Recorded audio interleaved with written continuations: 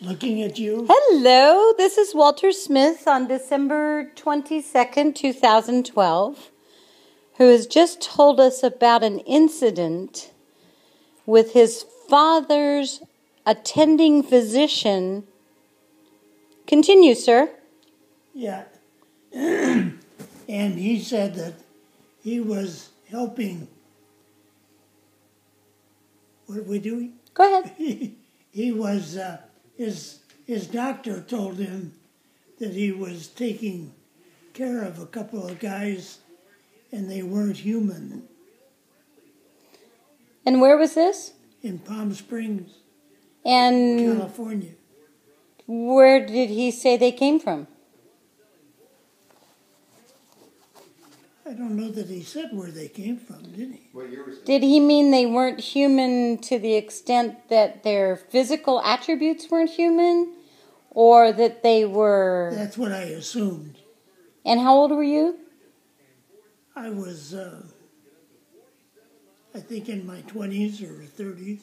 And did you ever pursue where these two unhumans might have been or kept or treated? I'm trying to remember if... Yeah, he said he took them to the doctor. He took them to the hospital in Palm Springs. The doctor took them to the hospital in Palm Springs? Or your father took them to the hospital in Palm The Springs? doctor did. Do you remember the name of the doctor?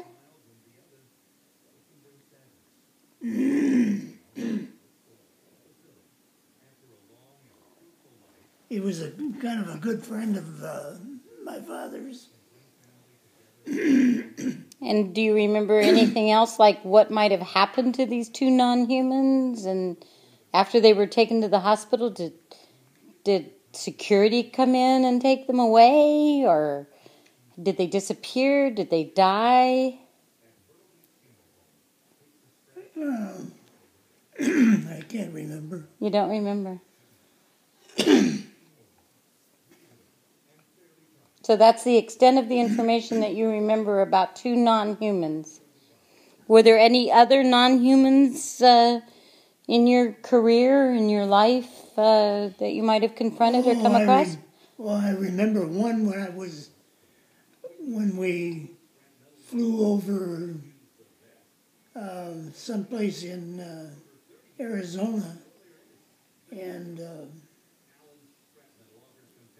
why was there non-humans involved in that? A UFO. It was just a UFO. You saw a UFO.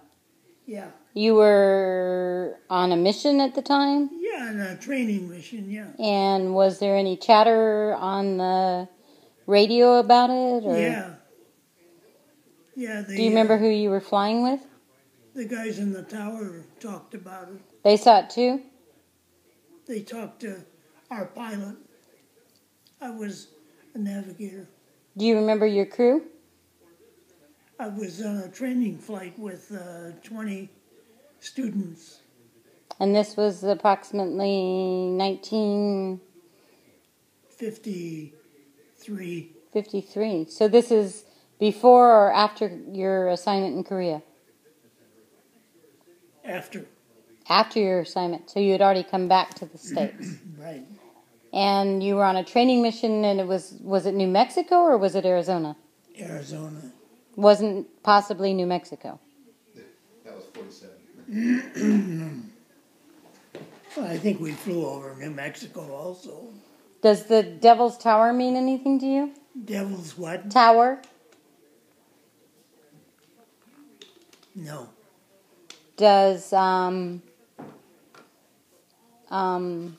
Dry Lake? Not Dry Lake. Between California and Nevada.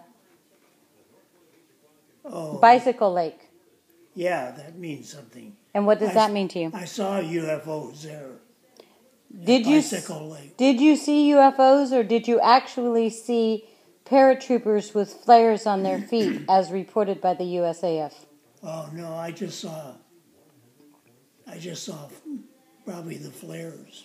So armed forces actually said that it was a training mission, a night training mission, where paratroopers were jumping out of planes and had flares on their feet that looked like UFOs, correct? Is that what happened? And I'm just saying that that's what I think that they reported to you when you investigated. Yeah, probably.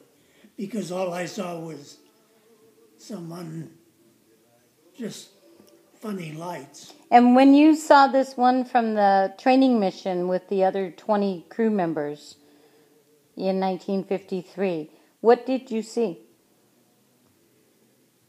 I just saw a strange light coming from the south. What color was the light? I thought it was sort of a bluish thing. Did it stay blue, or did it seem to get brighter or dimmer, or did it change colors? I can't remember. And it just came across the sky in front of you, or? No, it just stayed there. And then it moved quickly from one side of the mountains to the other side of the mountains at an astounding rate. I mean, so fast that you couldn't believe. And what about the UFO that your mother-in-law reported in approximately 1954, 55 in Sacramento? Yeah, she saw those in Sacramento. And did she describe them at the time? I saw them. Yeah. And you saw them too? Yeah. And what did they look like? Oh, I don't remember. Were they, I think they were reported as kind of a cigar shape with red, green, blue lights Yeah.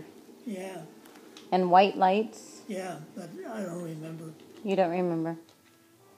Well, I certainly appreciate this, Lieutenant Colonel Walter T. Smith, on this December 22nd, 2012, the day after the world did not end. I'm sorry I couldn't be more helpful. But we do appreciate this interview, and thank you very much for your time. Okay.